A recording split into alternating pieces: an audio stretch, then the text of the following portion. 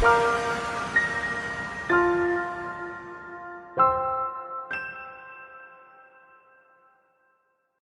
last sermon on Hebrews ay pinangunahan tayo dito ni Pastor Aldrin sa chapter 4, 14 to 16. Ito po ay tumatalakay patungkol sa pagiging pinakapunong pari ng Panginoong Jesucristo. So sa book na ito, yung author sa text na bilanggit ko, ay nagsimula siyang ipaliwanag ang significance o connection nitong text natin. No? Ano ba yung connection niyan? Actually, hindi lang po dun sa verse na pag-aaralan natin hanggang chapter 7 verse 1 hanggang 10 to 18. So diyan ay i-expound pa niya yan tungkol diyan sa pagiging punong pari ni Jesus. So ang gawain niyang ito ng pagiging pinakapunong pari ay nagdudulot sa tao ng mga sumasampalataya sa Kanya o sa Panginoong Jesus sa pagkakaroon sa puso ng malaking kumpiyansa na makalapit sa isang banal na Diyos. Ano ang dahilan? Bakit tayo nakakalapit ng ganitong may kumpiyansa sa Diyos? Bakit tayo may confidence na paniwalaan ito? So dahil si Jesucristo ay naroon na sa kalangitan, hindi lang nakaupo ang ating Panginoong Jesucristo sa trono ngayon, hindi lang din pinakapunong pari, kundi siya'y dakilang pinakapunong pari. Perpekto at walang hanggan ng kanyang gawain ito ng pagkapari doon sa langit. Hebrews 7:24 to 25, ngunit si Jesus ay buhay magpakailanman, kaya walang katapusan ang kanyang pagkapari. Dahil dito, lubusan niyang maililigtas ang lahat ng lumalapit sa Diyos sa pamamagitan niya. Sapagkat siya'y nabubuhay magpakailanman upang mamagitan para sa kanila o para sa atin. Napatuloy na namagitan sa atin sa bawat isang may tunay na pakikipag-isa sa Kanya, sa Diyos. So ito yung paksa na ating titignan at pagbubulayan sa sandaling ito. So pinamagaan ko po ang ating pag-aaral na ito, the perfect and eternal priesthood of Jesus. So siya ay anak ng Diyos na nagdala sa atin at pinakadahilan para tayo'y makatiyak sa ating paglapit sa isang banal na Diyos na hindi natin kailangang alalahanin, na tayo'y Kanyang babaliwalain at hindi tanggapin. Kaya na-highlight, sobrang alala ko yung verse doon, no? Hebrews 4:16, kaya huwag tayong mag-atubiling lumapit sa trono ng mahabaging Diyos upang makamtan natin ang habag at pagpapala na tutulong sa atin sa panahon ng ating pangangailangan. It is not because we deserve God's favor, it's only by His mercy and grace ng Panginoon. Hindi tayo titigil kailanman sa napakalaking pangangailangan natin sa Diyos, sa buhay natin nitong biyaya at habag niya sa atin. Hindi lang ito tinitiyak ng author nung isulat niya ito sa mga Jewish believers during that time. But even today, tinitiyak ito sa atin ng salita ng Diyos. Why? Dahil mapanghahawakan at totoo at matatag natin itong matatayuan, yung mga katotohanan ng salita ng Diyos. Dahil ang salita ng Diyos, ito ay buhay at makapangyarihan. Hebrews 4:12. Hindi nagbabago at hindi kailanman maaaring magsinungaling ang Diyos. Hebrews 6 verse 18. And Hebrews 10:23, kaya't mapanghahawakan ng may pananampalataya dahil sa katapatan ng Diyos na nangako nito sa atin. Ito ang katotohanan sa Diyos. Sa Panginoong Hesus, ganoon din sa banal na Espiritu. And so, we praise God. Salamat sa Diyos. Pero siyempre, kasabay nito, kailangan din nating maintindihan that the reality of sin at ayaw natin itong basta maliitin lang. Na patuloy na nagwawala sa kalooban natin, ay pilit tayo nitong binibigyan ng pag-aalinlangan ng kasinungalingan sa mga katotohanan ito ng Diyos o kay Kristo sa Kanyang ginawa na, ginagawa at gagawin pa para sa ating mga buhay.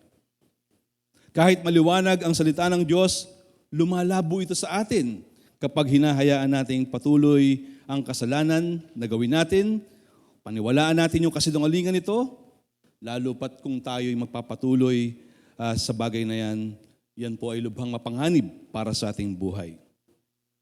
Tulad rin ang nakita natin previously sa chapter 3 and 4, Na dahil sa katigasan, hindi lang ng mga ulo ng mga Israelita, kundi maging mga puso nitong taong ito na ninuno nila, hindi sila nakapasok sa lupang pangako at ultimately sa kapahingahan sa Diyos.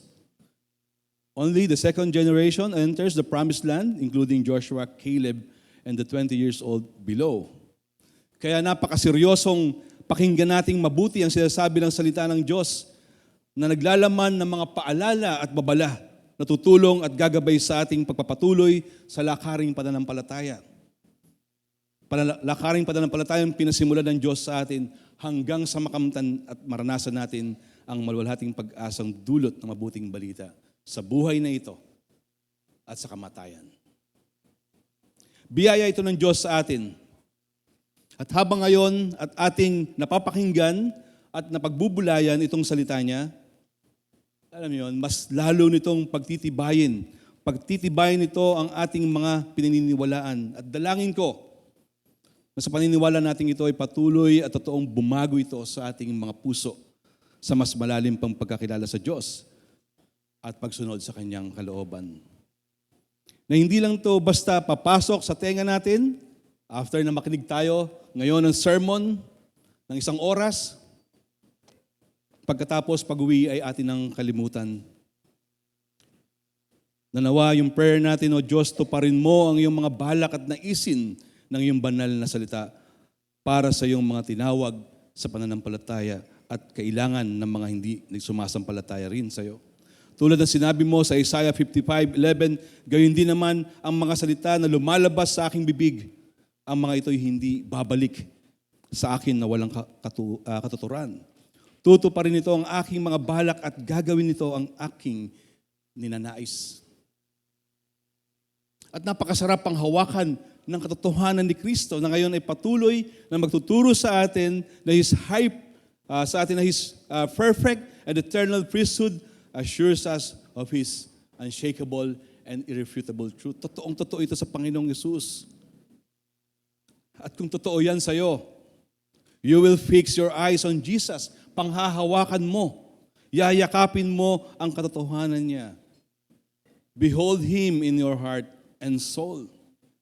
Kaya sa puntong ito, dalawang hati po ang nais kong ipakita sa pag-aaral na ito na galing mismo sa ating text. Una, itong verses 1 to 4, then yung 5 to 10. So dito muna tayo sa verses 1 to 4, kung saan? Tignan natin yan. Look at your Bible. Sundan niyo po ako. Dito ay muling binabalikan itong author of Hebrews ang Old Testament ways of offerings and sacrifices para sa ikapagpapatawad sa kasalanan ng mga tao o nitong mga Israelites. Ang sabi rito, ang bawat pinakapunong pari ay pinili mula sa mga tao at inilagay sa ganoong tungkulin upang maglingkod sa Diyos para sa mga tao. Siya ang nag-aalay ng mga kaloob at mga handog para mapatawad ang mga kasalanan. So unang napansin natin dyan, unang-una, hindi pinili ang kanilang sarili, itong mga pari na ito, para gawin ang tungkulin ito ng pagiging punong pari. Malinaw yan na ipinakita ng text natin sa verse 1 and in verse 4. Doon naman sa verse 4, ang karangalan ng pagiging pinakapunong pari ay hindi maaaring makuha ni numan sa kanyang sariling kagustuhan. So ang Diyos ang pumipili sa kanya tulad ng pagkapili kay Aaron at siya yung pumipili na manunungkulan dito. So itanong po natin, bakit mahalaga na ang Diyos ang pipili ng punong pari? Unang dahilan nito, dahil ang Diyos ang atin o kanilang lalapitan at sasambahin na siyang banal at maluwalhating Diyos. At sa tuntuning itinakda ng Diyos, sila lalapit. At yun nga, ito ay sa pamamagitan ng punong pari. At sa kabanalan niyang ito, o ng ating Diyos, hindi nila ito pwedeng gawin lang ng basta-basta o kung ano lang yung maisipan nila. Kasi siya yung Diyos na haharapin nila. Isang pangyayari, nung tinawag ng Diyos si Moses sa chapter 3 ng Exodus, sa pamamagitan ng nagliliyab na punong kahoy. Sabi rito sa verses 4 to 6 ng chapter 3 of Exodus, nang lalapit na si Moises, tinawag siya ni Yahweh. Buhat sa nagliliyab na punong kahoy. Moses, Moses. Ang sagot niya, ano po yun? Sinabi ng Diyos, huwag kang lumapit. Hubarin mo ang iyong sandalya sapagkat banal na lugar ang kinatatayuan mo. Ako ang Diyos na sinamba ng iyong mga ninuno, ang Diyos ni Abraham, Isaac at ni Jacob. So anong nangyari doon? Tinakpan ni Moses ang kanyang mukha sapagkat natatakot siyang tumingin sa Diyos. Dito ay nagpapakita ng kaluwalhatian at kabanalan ng Diyos. At yung response o yung ginawa ni Moses, yung kanyang reverence kay Yahweh na kanyang kinaharap. Ganon din sa Exodus 19. So hindi natin babasahin, no? Dito naman ay nung makalabas na ang mga Israelita sa Ehipto.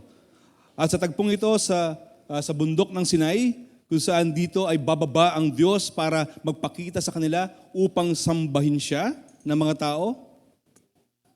Pero doon lang sila sa gawing paanan ng bundok. Tanging si Moises at si Aaron at ang mga pari lang ang aakyat. Pero pansinin niyo, bago yun, no? Bago ito. Sinabihan ni Yahweh si Moises para sa mga Israelita sa kanilang gagawing paghahanda sa pagsamba kay Yahweh. Bago pa yung pagtagpo o yung encounter na yon, magpe-prepare sila. So sa chapter 19 verse 10 to 13, kung susuwayin nila yon, anong gagawin sa kanila ng Diyos? Papatayin ang sino mang hindi sumunod ayon sa instruction ng Panginoon. It is something that teaches us how sacred it is to come before God. Lalo pa, nung aktual na bumaba ang Diyos, 19:17 to 22. Doon sa verse 18, ang bundok ng Sinai ay nababalot ng usok sapagkat bumaba si Yahweh sa anyo ng apoy. Tumaas ang usok tulad ng usok ng isang pugon at nayanig ang bundok.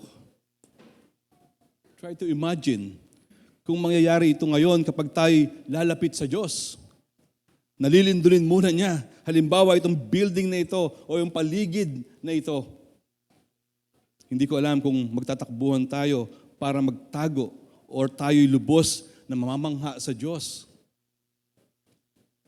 Ito ang Diyos na nilalapitan nila noon at natin kahit ngayon na hindi nagbabago sa kanyang kabanalan, kaluwalhatian at kapangyarihan.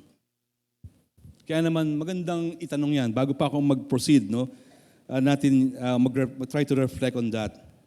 Anong postura ng iyong puso ngayon sa pagharap at pagsamba natin sa Diyos? Nang sama-sama sa kanyang araw na ito na binigay sa atin. Bago dumating yung araw na ito sa iyong ginawang paghahanda. This past few days o kanina o kagabi. Nagpapakita ba ito ng iyong pagkamangha at kasabikang sambahin ang Diyos?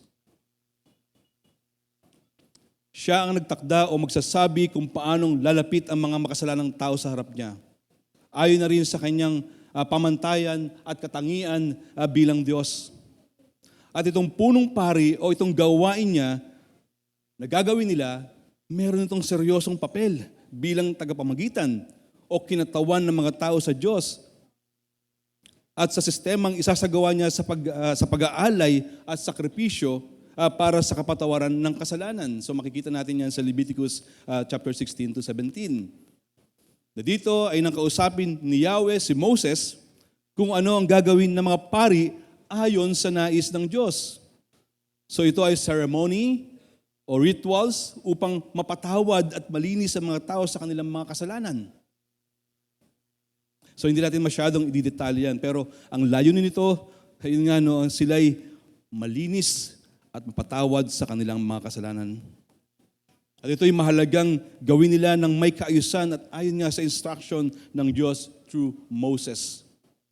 Kasi nga kung hindi, mamamatay sila. Tulad na nangyari sa dalawang anak ni Aaron na lumapit sa Diyos nang hindi nararapat. Sa pamamagitan ng mga hayop, tulad ng batang toro at kambing na papatayin bilang handog sa kasalanan ng mga Israelita. At ang dugo nito ay iwiwisik sa dakong kabanal-banalan. So ito yung ceremony. may instruction at proseso din para sa loob ng Holy of Holies. Na-remember ko yung discussion, yung ating sermon sa Exodus, parang napaka-fresh dito sa atin. At ganoon din sa Toldang Tipanan. Okay? Then chapter 16, 20 to 22. Pagkatapos, magawa ni Aaron ang paghahandog para sa dakong kabanal-banalan sa Toldang Tipanan at sa altar na sunugan ng mga handog. Kukunin niya ang pangalawang kambing. Ipapatong niya ang kanyang mga kamay sa ulo nito at ipahayag ang lahat ng kasamaan, kasalanan at pagsuway ng sambayan ng Israel. Sa gayon, masasalin sa hayop ang lahat ng ito. Ibibigay niya ang kambing sa isang tao naghihintay doon sa ilang o upang dalhin yon sa ilang. Tataglayin ng kambing ang kasalanan ng buong bayan at pagdating sa ilang, ito'y pakakawalan. So, ganung paraan ay maililipat sa hayop ang kasalanan ng mga tao. Then fast forward verses 32 to 34 ng chapter 16. Ang paghahandog para sa kasalanan ay gagampanan ng pinakapunong pari na nanungkulan sa panahong iyon. Magsusuot siya ng mga sagradong kasuotang lino, gagawin niya ang ritual ng paglilinis ng dakong kabanal-banalan, ng toldang tipanan, ng altar, ng mga pari at ng buong bayan. Ito'y batas na palaging tutuparin ng mga Israelita minsan isang taon upang mapatawad ang kanilang mga kasalanan. At ginawa nga ni Moses ang utos ni Yahweh. Ano yung makikita natin dyan? Napakasagrado ng rituals at ng proseso ng pagsasakatuparan ng mga bagay na ito. At hindi maaaring ang kapwa-tao nila ang pumili ng tagapamagitan, kundi ang Diyos ang pipili. Dahil napakabanal ng Diyos, napakabanal ng tungkuling ito. Again, dapat ito ay ayon sa pamantayan ng Diyos. At hindi lang din sa nakita natin sa process or rituals na gagawin na ayon sa tuntunin ng Diyos, na yun nga, maging ang mga mangunguna at magsasagawa nito ay ang Diyos ang magtatakda. Okay? Exodus 28 and 29. Dito ay nang ibinukod sina Aaron, kapatid ni Moses, at kanyang mga anak. 28 verse 1, ipatawag mo ang mga kapatid mong si Aaron at mga anak niya, sina Nadab, Abihu, Eleazar at Itamar. Ibukod mo sila sa karamihan ng mga Israelita upang maglingkod sa akin na bilang mga pari. Though Moses was functionally acting as a mediator for the people, in a sense ay pari rin. Nakita natin yan sa ating pag-aaral sa Exodus na pinangunahan natin Pastor Derek. Pero ang Diyos ang pumili kay Aaron bilang punong pari na gagawa nitong mga tuntuning ng paghahandog. Dito ngayon sa verses 2 and 3 ng text, makikita natin ngayon ang katangian ng isang high priest. Ano ba yung mga expectation? Ano ba yung mga qualification? So, tignan natin yung katangian. Mahinahon niyang napapakitunguhan ang mga mangmang at naliligaw ng landas sapagkat siya'y mahina ring tulad nila. At dahil sa kanyang kahinaan, kinakailangan siya'y mag-alay ng handog, hindi lamang para sa kasalanan ng iba, kundi para rin sa kanyang mga kasalanan. So, meron dong bagay na kailangan intindihin, no? Na, yes, magandang katangian ito ng isang high priest. Kumbaga, bagamat mataas yung inaasahan o expectation, no? Pero yung katotohanan, hindi perfect ang mga high priest. Kaya nga doon si David sa verse natin, nadarama niya dapat yung mga puso ng tao. Napapakitunguhan niya ng maayos. Naiintindihan niya sa sarili niya na siya rin ay tulad nila ng mga may limitation. Gets niya sa sarili niya yon, na siya rin ay may kahinaan at makasalanan rin tulad ng mga pangkaraniwang tao. Kaya nga sabi doon, maghahandog rin siya para sa sarili niyang kasalanan, para sa kasalanan ng kanyang pamilya at para sa kasalanan ng sambayanan para mapatawad ito. Mahinahon niyang napapakitunguhan ang mga makasalanan ng mga Israelita dahil siya rin ay isang makasalanan tulad ng iba. Let's try to ponder dun sa point na yon. Isa marahil na magandang makikita kung paano ang punong pari na si Aaron ay kinakitaan ng ganitong kahinahunan o compassion sa mga tao. Mag-reflect yan dun sa the way we serve the Lord, lalo sa amin, di ba? Ng mga pastor or elders. Pero bago natin tignan yun, nang kasama niya si Moses, na magimagsik ang iba sa kanila. So, I'm trying to point out yung paano ba pinakita ito ni Aaron. May isang tagpo diyan, no? Nung sa bilang o Numbers 16:7 o chapter 16 ng mga bilang. Sa scene ito ay papatunayan kung sino ang tunay na nakalaan kay Yahweh ang siyang pipiliin. So, si Aaron, okay, na kasama ni Moses, nagkaroon pa sila ng dito ng conversation at pagkatalo ni Moses na kinagalit nito doon sa mga tao. 16:15 ng Numbers na humantong sa kanilang paghahanap. In short, sa story na ito, God favored Moses and Aaron. So naparusahan sina Korah at ang iba, pero makikita rito kung paano rin pinairal ni Aaron at Moses ang kanilang awa para naman sa iba na hindi maparusahan at patayin ni Yahweh. So ano yung naging gesture o ginawa po nila dyan? Nagpatira pa ang dalawa at nagsumamo kay Yahweh na huwag lipulin ang iba. Inihingi ito ng tawad ni Aaron sa Diyos at tumigil ang parusang salot sa mga tao. So ito yung sumunod dito, yung gusto kong i-point out na isang bagay na makikita natin na hindi maikakaila na magandang katangian ng isang punong pari sa katawan ni Aaron. Pero yun nga, no? We will try to reflect na sa amin din na mga elder or pastor ninyo, hindi perfect, makasalanan ding tulad ninyo, pero yun nga, no? Ay yung habag ng Diyos, yung kanyang mercy sa atin, the way we do our ministry, yung service na ito, so kami ay umaasa o tayo umaasa lamang sa biyaya ng Panginoon. Okay? Yung kahinaan ni Aaron o ng mga punong pari na ito, ganun din kung magre-reflect kami, meron din kaming mga limitation. That's why napakahalaga nung gawain din ng pagiging priest, yung sa context din natin na ipag-pray natin yung bawat isa, tulungan natin ipanalangin yung bawat isa. Kasi tayong lahat ay mahina rin at makasalanan. That's why we need the grace of God.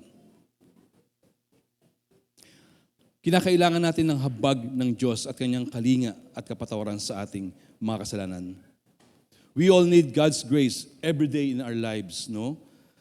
At dapat ito'y naiintindihan natin ng lubos sa ating mga puso. Na we recognize our limitations and our weaknesses. Kasi sa ganitong kaisipan, mailalayo tayo nito sa arrogance or pride and self-centeredness ng ating puso. At dadalhin tayo nito sa higit pang pagtitiwala sa Diyos. Then inulit ito sa verse 4. Ang pagbibigay diin sa kahalagahan sa pagpili ng Diyos sa pinakapunong pari at karangalan nito. So nakita natin sa Exodus 28, particularly verse 1, ang formal na pagpili kay Aaron.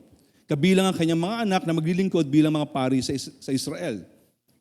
Sa talatang ito, inutusan ng Diyos si Moses na italaga si Aaron at ang kanyang mga anak upang maglingkod bilang mga pari para sa Israel.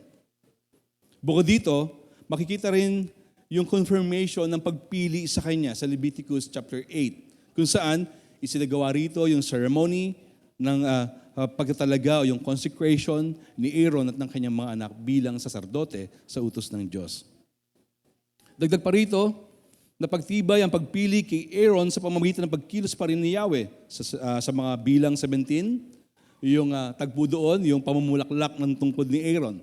Sa chapter na ito, pinatunayan ng Diyos na si Aaron ang kanyang hinirang sa pamamagitan ng pagpapabulaklak sa tungkod ni Aaron mula sa lipi ni Levi. Bilang sagot, alam niyo, sa pagreklamo ng mga tao laban sa kanyang pagiging pari ng Israel. Ano pa lang yun?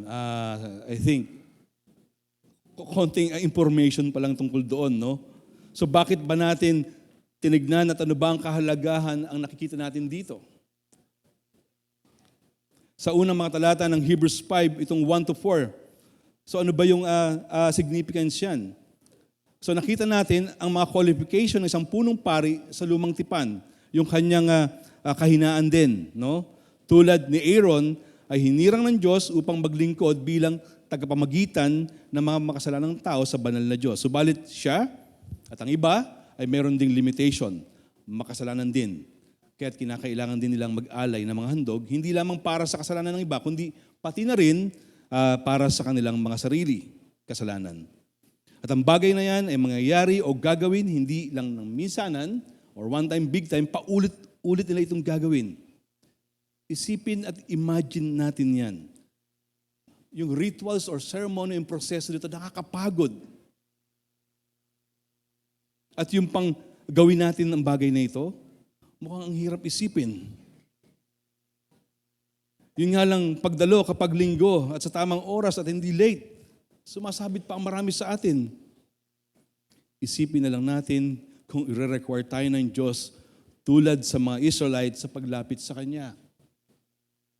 Pero siyempre, alam naman natin hindi ganoon. Pero kung ipagpapalagay, malamang sa malamang, masisilat tayong lahat. That's why sobrang kahanga-hanga at lubos na mapagbiyaya ng Diyos sa Kanyang ginawa para sa atin ng mga makasalanan sa pamamagitan ng ating Panginoong Hesukristo. Inilapit ng Diyos mismo ang Kanyang sarili sa atin sa pagkakaloob niya ng Kanyang anak.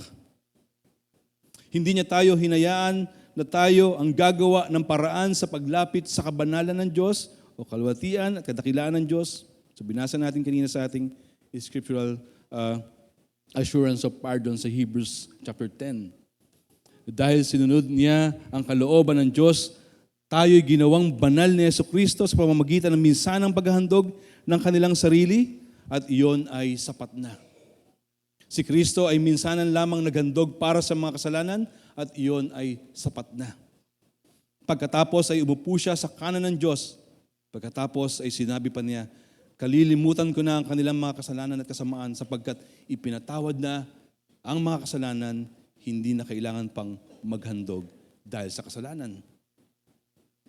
Na dito ngayon sa mga susunod na makikita natin from verses 5 to 10 ng chapter 5, na si Kristo bilang perpektong pinakapunong pari at ang kanyang kahigitan sa lahat bilang ating dakilang pinakapunong pari. Dahil hindi lamang tinupad ni Kristo ang mga kinakailangang katangian ng isang high priest, higit pa roon, siya ay walang kasalanan, walang hanggan ng kanyang pagkapari at hinirang hindi sa parang katulad ng kay Aaron, kundi ayon sa mas mataas na pagkapari, ayon sa pagkapari ni Melchizedek, binanggit dun sa text. At ang kanyang pagiging pari ay hindi panandalian lamang ni Jesus, kundi ito nga ay parang pangwalang hanggan. At yung kanyang sakripisyo o paghahandog ng kanyang buhay ay minsan lang at hindi kailangang ulitin pa. At yun ay sapat na para sa lahat ng panahon. Sapagkat si Kristo ang ganap na katuparan ng lahat na ipinakita ng sistema o proseso ng paglilinis o pagpapatawad ng kasalanan sa lumang tipan. Siya ang pinakamataas, mas banal at perpekto. Siya ang dakilang punong pari na tunay na kailangan mo at kailangan ko at ng marami pang mga tao. Ang tanging makapagbibigay sa atin ng ganap na kapatawaran at pakikipagkasundo sa isang banal na Diyos. The roles and duties of all the Levitical priests ultimately point to the eternal nature and superiority of Christ as our great high priest. How blessed we are if we are in Christ. Patuloy siyang namamagitan sa atin ng mga makasalanan. Iniluluhod niya yung ating mga prayers. Tulad kanina, yung assurance na pinapakinggan ng Diyos yung ating mga panalangin dahil sa Panginoong Jesucristo. Tignan pa natin ito isa-isa sa ibinigay ng author ng Hebrews 5. Gayon din naman, hindi tinaas ni Kristo ang kanyang sarili upang maging pinakapunong pari. Siya'y pinili ng Diyos na nagsabi sa kanya, ikaw ang aking anak. Mula ngayon, ako na ang iyong ama. Ang pagiging dakilang pinakapunong pari ni Kristo ay hindi isang bagay na inangkin niya sa kanyang sarili. Siya ay hinirang o pinili ng Diyos Ama Tulad na makikitang allusion dun sa sinabi sa Psalm chapter 2 verse 7 na quoted dito ng author of Hebrews na tumutukoy sa kanyang pagiging anak ng Diyos. Nagpapakita ng mahalagang katotohanan na si Kristo ay hindi lamang tao. Siya ay ang banal na anak ng Diyos na may natatanging authority at kaugnayan sa Ama, na may natatanging katayuan o isang posisyon na hindi taglay ng mga Levitical priest. Sa John 8:54, dito ay nang kausap naman ni Jesus to support that argument ng ang mga tagapagturo ng kautusan at mga Pariseo. Sumagot si Jesus, kung ako ang nagpaparangal sa aking sarili, walang kabuluhan yon. Ang nagpaparangal sa akin ay ang aking Ama na sinasabi ninyong Diyos ninyo. Then in Philippians 2:9-11, ang Diyos ang nagtaas kay Kristo na nagbibigay sa Kanya ng pangalang higit sa lahat ng pangalan. Anong sabi dito? Dahil dito, siya'y lubusang tinaas ng Diyos at binigyan ng pangalang higit sa lahat ng pangalan. Sa gayon, sa pangalan ni Jesus ay luluhod at magpupuri ang lahat ng nasa langit, nasa lupa at nasa ilalim ng lupa. At ang lahat ay magpapahayag na si Jesucristo ay Panginoon sa kalulahati ng Diyos Ama. Kung si Kristo ay hinirang ng Diyos at bilang anak at dakilang punong pari, ano namang uri ng pagkapari o saserdote siya o pari niya? Of course, siya nga'y higit o mas mataas kaysa kay Aaron. Pero Hebrews 6, sabi dito, chapter 5 verse 6, sinabi rin niya sa ibang bahagi ng kasulatan, ikaw ay pari magpakailanman ayon sa pagkapari ni Melchizedek. So going back sa Psalm 110 verse 4, dito ay makikita ang quotation na yan ng author na nagpapakilala ng bagong uri ng punong pari, isang walang hanggan at mataas kaysa sa Levitical order, a type of Christ na eventually patungo sa Panginoong Yesus as antitype dahil isinakatuparan na nga ni Kristo, kumbaga obsolete na, no? Yung mga practices ng mga naunang priest at lahat ng mga ceremonies, ginawa yon once and for all ng Panginoong Yesus sa kanyang paghahandog ng kanyang sarili. At dito si Melchizedek na quoted by the author na unang nabanggit sa Genesis 14:18-20 ay isang pari at hari na walang explicit record ng kanyang simula at katapusan. Pero hindi nangangahulugan na siya ay parang alien. Ang kanyang pagkapari ay nagpapahiwatig lamang na walang hanggang ministeryo ng Panginoong Hesukristo bilang parehong priest and king, tulad ng kay Melchizedek. Ganun pa man, kailangang linawin na hindi kapantay tulad ng Panginoong Yesus si Melchizedek. Yung kanyang, ibig sabihin, yung kanyang gampanin ng pagiging pinakapurong pari pa walang hanggan.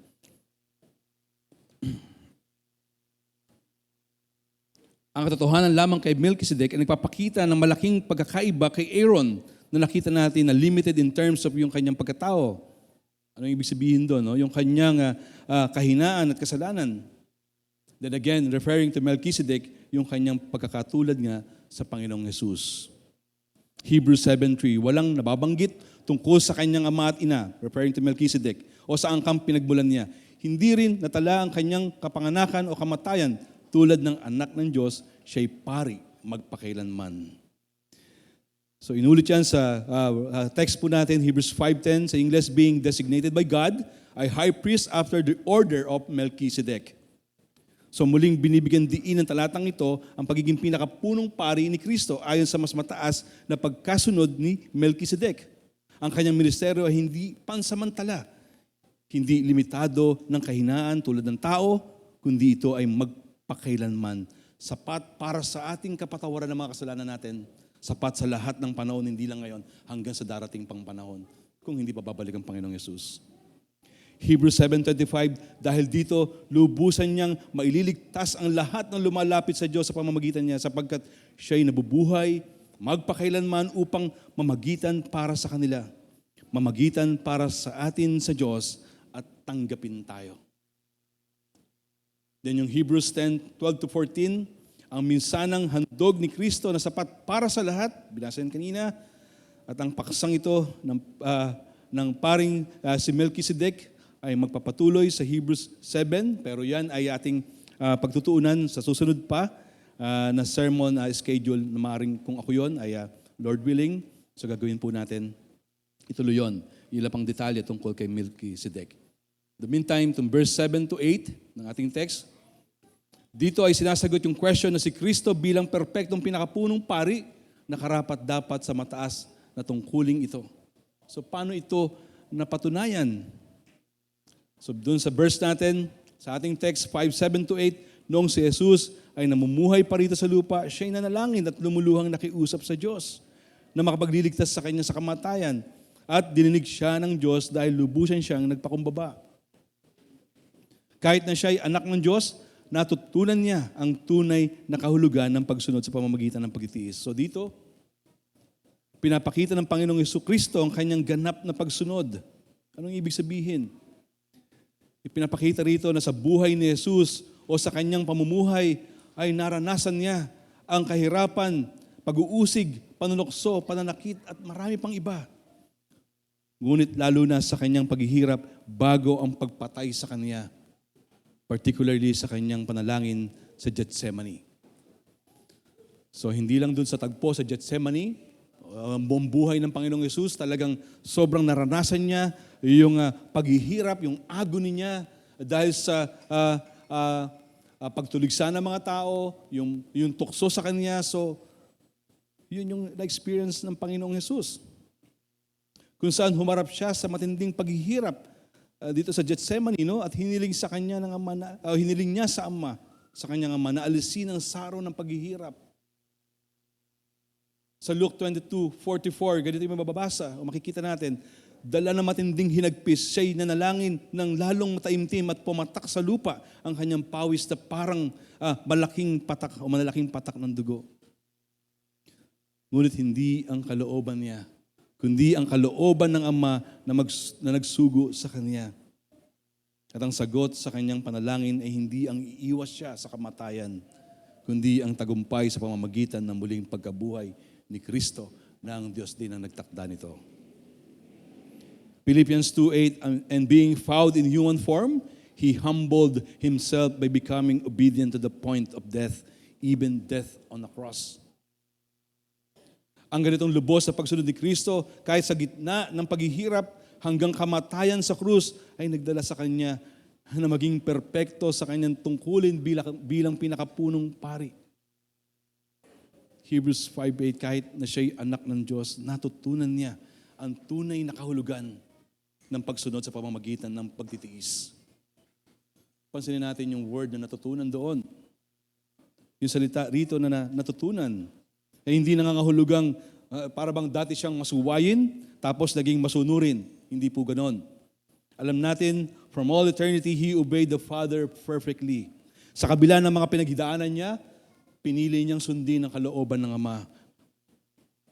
That's why, yung qualification ng pinakapunong pari, na kay Kristo, ginawa niyang lahat iyon perfectly. At nakita rin natin sa kinaharap ni Jesus, yung ng mga pagtukso ng kaaway, kung if you remember, Matthew chapter 4, di ba? So, at iba pa, ang daming pinagdaanan ni Kristo. At kahit kung isang saglit ay sumuway siya at nagkasala, tapos tayo at wala tayong kaligtasan ngayon. Pero hindi ganoon na nangyari. Dahil alam nating perpekto si Jesus na sumunod sa kalooban ng Ama, kahit sa kanyang pagkatao noon. Sa halip, ito ay isang paglalarawan ng ganap na pagsunod na ipinakita niya sa gitna ng mga paghihirap hanggang kamatayan sa krus. Romans 5:18 to 19. At kung paanong ang pagsuway ng isang tao ay nagdulot ng kaparusahan sa lahat, ang matuwid na ginawa rin ng isang tao ay nagdudulot ng pagpapawalang sala at buhay sa lahat. Sapagkat kung naging makasalanan ang marami, dahil sa pagsuway ng isang tao, marami rin ang mapapawalang sala dahil sa pagsunod ng isang tao. Walang iba kundi ang ating Panginoong Jesucristo. At dahil sa ganap na pagsunod ni Kristo, nakamit niya ang pagiging ganap na nagpapahintulot sa Kanya na maging daan o pinagmumulan ng ating kaligtasan ng mga sumasampalataya sa Kanya. Hebrews 5:9, at nang siya'y maging ganap, siya ang naging sanhi upang magkamit ng walang hanggang kaligtasan ang lahat ng mga masunurin sa Kanya. Ang pagiging perfect dito ay tumutukoy sa ganap na katuparan ng kanyang misyon bilang tagapagligtas. Sa pamamagitan ng kanyang sakripisyo, nagbibigay siya ng walang hanggang kaligtasan na hindi pansamantala gaya ng mga handog sa lumang tipan. Ang kaligtasang ito ay nakalaan lamang sa mga sumusunod sa Kanya, of course, matapos na maranasan natin ang tunay na pakikipag-isa sa Kanyang ginawa sa atin sa pamamagitan ng pananampalataya sa Kanyang natapos na ginawa sa krus. Kung saan, dahil dito, so makikita yan sa ating buong pusong pagsunod natin sa Panginoon. Nabunga ng ating tunay na kaugnayan kay Kristo. Ito ang pananampalatayang nagpapakita ng tunay na pagsunod. Hindi siya sabi ng verse dito na para tanggapin ng Panginoon ay kailangan masunurin o sundin ang Panginoong Jesucristo. So tama naman, pero kailangan linawin na yung kaugnayan natin sa Panginoon ay nagbubunga yon ng pagsunod sa Kanya. Not perfectly na pagsunod, but yung sense ng pagiging tapat natin sa lahat ng ating ginagawa, faithfully. Hindi rin galing sa ating sariling lakas, kundi galing sa biyaya at lakas ng Panginoon. Ang kaligtasan ay matatagpuan lamang kay Kristo. Walang ibang daan patungo sa Ama o buhay na walang hanggan. John 14:6, ang linaw niya, ako ang daan, ang katotohanan at ang buhay, walang makakapunta sa Ama kundi sa pamamagitan ko. In Acts chapter 4, verse 2, sa Kanya lamang matatagpuan ang kaligtasan sapagkat walang ibang pangalan sa buong daigdig na ibinigay ng Diyos sa mga tao upang tayo maligtas. Tanging kay Kristo lamang. At kung ikaw na nakikinig ngayon, wala pang pananampalataya kay Kristo, pakinggan mong mabuti ang sinasabi ng Kanyang salita na ating pinag-uusapan.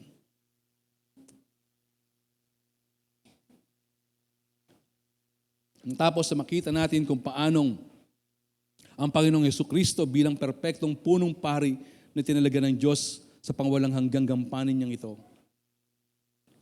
Na hindi titigil at tayo may katiyakan na mapangahawakan yon.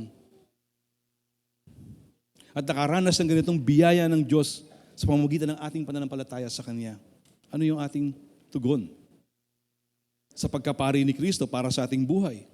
Una, pagsamba sa Kanya bilang ating dakilang pinakapunong pari. Ang ginawa ni Kristo ay nagtuturo sa atin na siya lamang ang karapat-dapat sambahin. Sa pamamagitan ng Kanyang ginawa na ito, binuksan niya ang daan para tayo malayang makalapit sa Diyos ng may lakas ng loob at kumpiyansa sa puso. Hebrews 4:16, let us then with confidence draw near to the throne of grace that we may receive mercy and find grace to help in time of need. Kung nasusumpungan ka ngayon sa pagkakasala at pagsuway sa Diyos, lumapit ka sa Kanya. Mahabagin ng ating Diyos at punong-puno siya ng grasya sa mga nagsisisi sa kanilang kasalanan at sumasampalataya sa ginawa ni Kristo. Patuloy na pupurihin at sambahin natin si Kristo. Hindi lang privately but corporately katulad ng ating ginagawa na ngayon. Sa mga panalangin po natin, sa ating pag-awit, itong pag-aaral ng salita niya, maging sa aspeto ng ating buong buhay. So be consistent, regular na magkaroon ka ng oras sa iyong personal sanctification, sa iyong Bible reading, spiritual discipline, napakahalaga po nito bilang ating personal worship. Lalo na, huwag nating pababayaan ang ating pagtitipon itong Lord's Day gathering natin. Sa Hebrews 10, mababasa din natin yan 24-25. Huwag kaligtaan ang pagdalo sa ating mga gawain. Ay yung mga wala, na obviously, kanina sa ating mga prayer, patuloy natin silang encourage. Hindi natin alam kung ano yung katayuan ng iba. Pero tayo bilang, parang pari, yung function na yon na pinagkaloob sa atin, we can pray for our brothers and sisters na wala dito. At encourage sila na magpatuloy sa kanilang pananampalataya. Baka kasi at this point in time, ay tumitigas yung puso ng iba at nagpapatuloy sa kasalanan. So dali natin sila sa pagsisisi sa pamamagitan ng pangangaral at pagbabahagi ng Ebanghelyo. I-encourage na bumalik, ma-restore sa kanilang relasyon sa Diyos at sa church. Pagsamba. Pangalawa, pagsunod sa kalooban o sa kanyang kalooban. Ang tugon ng pagsunod ay nagpapakita ng tunay na pagmamahal natin kay Kristo. Ang kanyang pagiging punong pari ay nagbigay sa atin ng kakayahan na sundin siya dahil sa kanyang biyaya. Hindi out of our sariling kakayahan. Binanggit ko na yan kanina. John 14:15, if you love me, you will keep my commandments.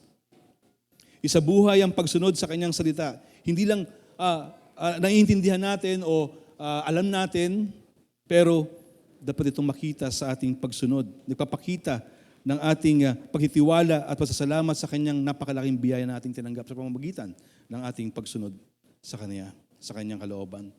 Hindi para suklian ang ginawa niya. Hindi natin magagawa yon. Hindi natin matutumbasan ang ginawa ni Kristo. Kundi makita sa ating mga puso ang nag-uumapaw ng pasasalamat at paglilingkod para sa Kanya. Ganoon din sa Kanyang katawan dito sa iglesia. Sundin ang Kanyang kalooban ng may kagalakan. Hindi lang basta pagsunod. Hindi lang basta ginawa natin yung mga bagay na yun, kundi nagagaling sa gospel. Yung kagalakan na gawin yung mga bagay na ito. Kahit sa kabila na mahihirap na sitwasyon ng buhay o pagsubok na dadaanan natin, dahil alam natin sapat ang kanyang tulong at maasahan ang kanyang mga pangako. Makakaasa tayo na siya din ang magsusustain sa atin. At magagawa natin ang mga bagay nito para sa kanyang kaluguran. Then number 3, pamumuhay sa kabanalan. Kanina, pagsunod sa kanyang kalooban, halos the same, no? Pamumuhay sa kabanalan. Ang sakripisyo ni Kristo ay naglinis sa atin upang mamuhay tayo sa kabanalan na hiwalay sa kasalanan at kasamaan na merong umiiral dito sa mundo. 1 Peter 1:15-16, but as we who called you as is holy, you also be holy in your conduct. Since it is written, you shall be holy, for I am holy. Talikuran ang mga makasalanang gawain at patuloy na labanan ito. Hindi sa pamamagitan ng ating sariling lakas at karunungan, kundi sa tulong na rin ng banal na Espiritu na nasa atin na nung tayo nakipag-isa kay Kristo. Kaya mahalaga na patuloy na ipasiyasat ang ating mga puso sa pagkilos at pangunguna ng Espiritu, ng banal na Espiritu.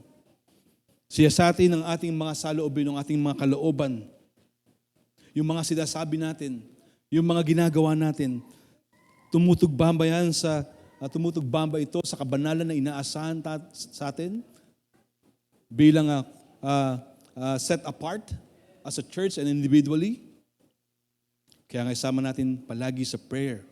Una, ang ating mga sarili at ang iba na maging mabuting halimbawa na tayo sa kabanalan. Number 4, pamumuhay para sa kalwatian ng Diyos. Ang lahat ng aspeto ng ating buhay ay naway magbigay kaluwalhati sa Diyos na siyang layunin ng ating kaligtasan. Whatever you eat or drink or whatever you do all to the glory of God. 1 Corinthians 10:31. Maliit man o malaki ang ating ginagawa, gawin natin palagi para sa kalwatian ng Diyos. Be faithful sa lahat ng pagkakataon. Kung nagtatrabaho ka, maging tapat ka sa iyong pinagtatrabahuhan. Kung estudyante ka, maging tapat ka sa pagiging estudyante. Kung mayroon kang asawa, sa relasyon natin sa ating mga asawa, maging tapat tayo sa bawat isa. Ito ay pagpapakita na tayo seryoso sa ating pagkakatawag at tayo'y patuloy na mamumuhay ayon sa kabanalan at para sa kalwatian ng Diyos. And then lastly, yung panghuli, pagbabahagi ng Ebanghelyo sa iba. Hindi lang matapos natin natanggap yung biyaya ng ito, napakahalaga. Dahil ang ginawa ni Kristo bilang ating punong pari ay hindi nawa malimitahan lamang para sa atin, kundi para rin sa iba pang mga tao. Ipahayag ang magandang balita upang ang iba ay makaranas din ng kaligtasan na ating tinanggap dahil sa mayamang awa ng Diyos. Matthew 28:19-20, Go therefore and make disciples of all nations, baptizing them in the name of the Father and of the Son and the Holy Spirit, teaching them to observe all that I have commanded you.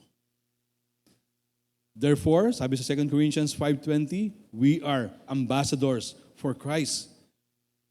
God making His appeal through us, we implore you on behalf of Christ, be reconciled to God.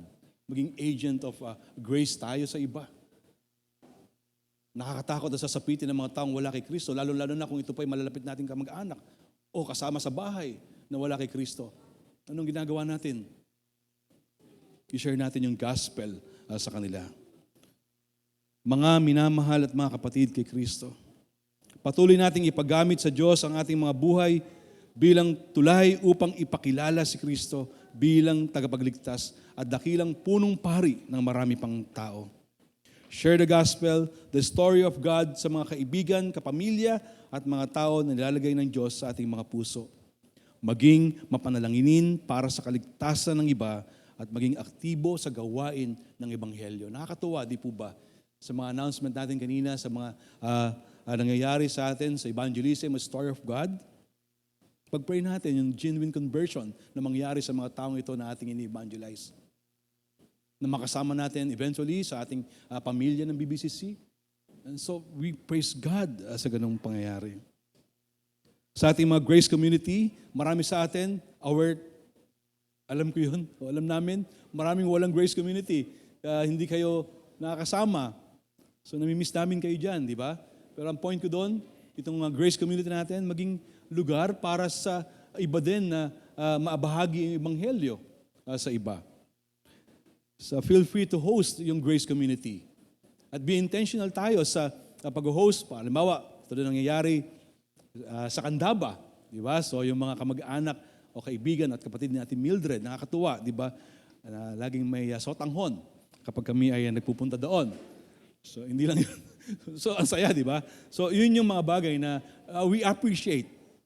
So bakit ko binanggit yun? I'm encouraging you to do the same. Di ba? So ganung paraan, pinapakita natin yung pagiging tapat sa ating mandato na ibahagi ang Ebanghelyo sa iba. Ang ating tugon sa pagkapari ni Kristo, ito yung ating prayer na patuloy na makita sa ating mga buhay. Pagsamba, lumapit sa Diyos ng may pagtitiwala. Pagsunod, sundin ang kanyang mga utos sa lahat ng aspeto ng buhay natin. Kabanalan, mamuhay ng hiwalay mula sa kasalanan at sa pamantayan ng mundo, labanan ng kasalanan at patuloy na tumingin kay Kristo. Patuloy tayong tumingin kay Kristo. And for kalwatian ng Diyos. Gawin natin ang lahat ng ginagawa natin para sa kanyang kalwatian. Ipahayag ang magandang balita sa iba upang marami pa ang makatagpo ng kaligtasan at pagiging punong pari o dakilang punong pari ng marami pang tao sa kanilang buhay. Ang lahat po ng ito ay nagpapakita ng tunay nga ba nating pinapahalagaan ng Panginoong Yesus bilang ating dakilang punong pari at nabubuhay tayo bilang kanyang mga tagsunod para sa kanyang kalwatian. Let's pray.